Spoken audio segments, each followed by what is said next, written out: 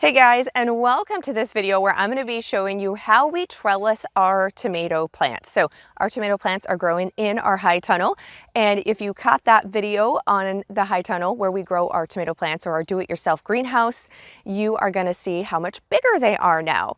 And if you'd like to see that video, I'll make sure that at the end that a link to that comes up at the end of this and in the video description below here.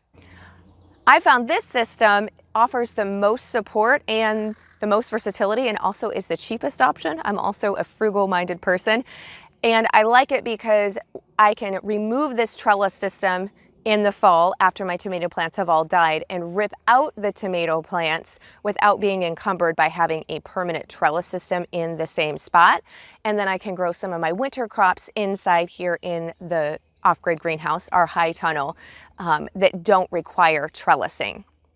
Okay, so let's go on inside and I'm going to show you how we do this. So here we are inside the greenhouse, and you can see I have got 2 rows there of my tomato plants. I've got a couple here on the outside, which I'll just show you how I will actually tie them up to the trellis system that we've got going with these 2 rows.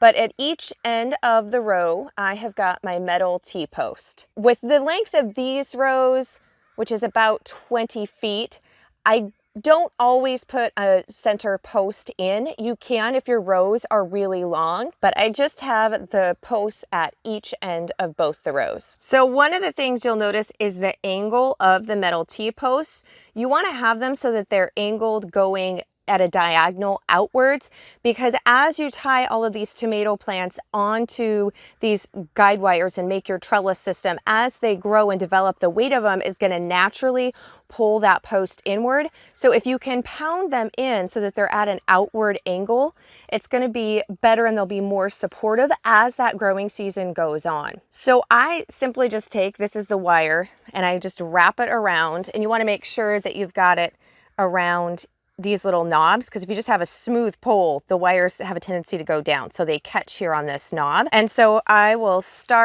do a bottom wire, which you can see the height of my tomato plants. So this is about 2 feet off of the ground, and some of the tomato plants are starting to come up over it. And then I come all the way up here, and this is about 4 feet off the ground, and I do a top guide wire. So here is the top wire, and then I know it's hard to see here on camera, but then there is the second lower wire. So you're gonna wanna have your scissors and some jute twine ready to go, because we're actually going to be tying the plant to our guide wires. If you've got baling twine, sadly, I'm almost out of baling twine. We no longer feed the square bales to our herd. We use the big haylage, they're wrapped in plastic. They look like the big giant marshmallows, haylage bales.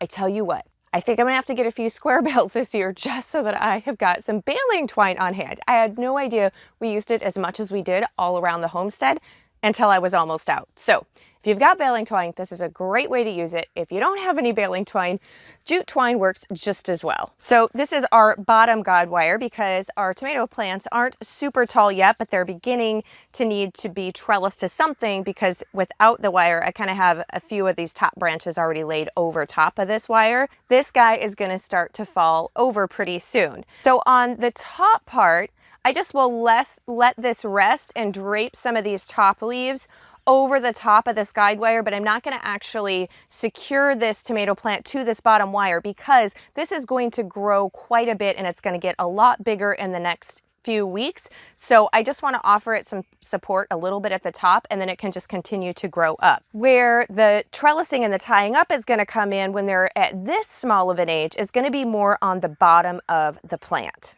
So when I evaluate how I'm going to trellis this tomato plant up, is you want to look at what's growing on it. So here I have got some blossoms that are going to be becoming tomatoes. So I'm going to want to make sure that this is supported. And then as I come down, I want to look at these lower branches that are coming out, and I want to see which ones are really large and that are growing outward, like this one is. So this one I'm going to want to support up as well. So these are the ones that I first start to tie, and I start to tie these up to this first guide wire based on the bottom. And then as this plant grows, I will repeat the process that I'm showing you, but it will obviously be on branches and the plant that's a lot higher by the time it reaches that top guide wire. So I'm going to come down here to this first branch, so it's this first lower one, and show you how I like to tie it with the twine. So I've got my jute twine here that I've already cut. And I come in at the bottom here where I like to go where we've got another branch that's coming out, and I kind of do it loosely because this is going to grow in diameter and I don't want to cut it off. So I will bring that through there a little bit further. And what I do is I will tie a slip knot. So that way, if I need to make this bigger as it grows, I can. But usually this isn't going to cut this plant off because I've given it quite a bit of width there for it to continue growing. And then you're gonna take your twine here and you're gonna come up to this wire right here and you're gonna tie it off. And I will pull it fairly tight so you can see, you know, pretty tight there, and then I tie it same thing in a slip knot, because if I want to remove it later, it's a lot easier if you have it in a slip knot to remove it than if you've tied it in a regular knot. So there we've got it tied off with our slip knot, and so that's going to keep this branch from going over and out and flopping all over the ground. Now we're going to come to where we have got the branch that has our blossoms. So here I'm going to come in on the stem and I'm going to go around this back branch. So here on the back side. So I'm going to go around that and then come up underneath this blossom stem, because the goal of securing this is to support this as it begins to form tomatoes. So same thing, we're going to just do an easy slip knot here. And we're going to keep it nice and loose because this will get a lot bigger. And then this way, when it's anchored at this back branch like that and you've went over those two branches, that way as the plant grows, it's not going to cut into the stem, and it also helps this from slipping down so that it actually supports this bottom branch here. And then we will bring that up to our guide wire here, pull it taut and tie. There we go. Now at this point on this plant, those are the only two branches that I'm really concerned about trellising and tying up. And then I just check it about every 3 to 4 days, and we will add as the plant grows. Then I will pick those larger branches and begin to trellis a few more of them to this middle one. And as that grows up even taller, then we will be taking a lot of the branches and more of the plant and securing it to that top guide wire. Hey guys, so I wanted to show you how I was trellising these two tomatoes on the end without putting them on wire like the other ones. So depending on what support systems you've got around, and I did find some more baling twine, hallelujah. So I have trellised this one and I've taken the baling twine and we've went straight to the T-post here that's on the end of this other row. And then the plant that's behind it, so this tomato plant, which is getting pretty big, I have went ahead and trellised, and we actually went up, and I'm just using some of the support systems of the high tunnel itself. So we went to that upper beam so you can go straight up vertically, and then I have another one that is just going over to the side. I also thought right before this goes live, I would show you as it grows. The tomatoes have gotten quite a bit bigger in just a couple of weeks since I filmed the very first part of showing you when we began to trellis them. And so you can see there how I've went in and we've gotten these much larger branches, and I've got those trellised there.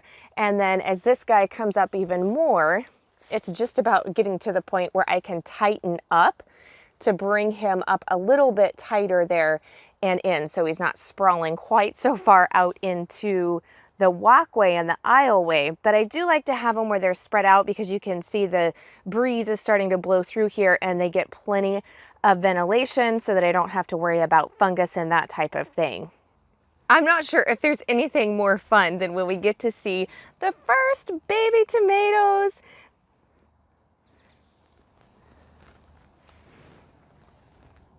that are forming on the plant. These are my San Marzano lungos, and that's the majority of what we plant for our paste tomatoes. But I do have one plant of heirloom Cherokee tomatoes. And there you can see all of our tomato plants in both their rows. If you enjoyed this video, make sure that you subscribe so you get our brand new video that we put out every Wednesday, and let me know in the comments below what your favorite trellising system for growing your plants is. And if you want my complete guide to growing organic and natural tomatoes that are naturally combating disease and give you a great harvest, then just click that link below and you can get my tomato growing bonus guide totally for free. Make sure that you hit subscribe so you get our brand new video that we put out every Wednesday that helps you create a homegrown and handmade life. Thanks so much for joining me, and I'll be back here with you next week.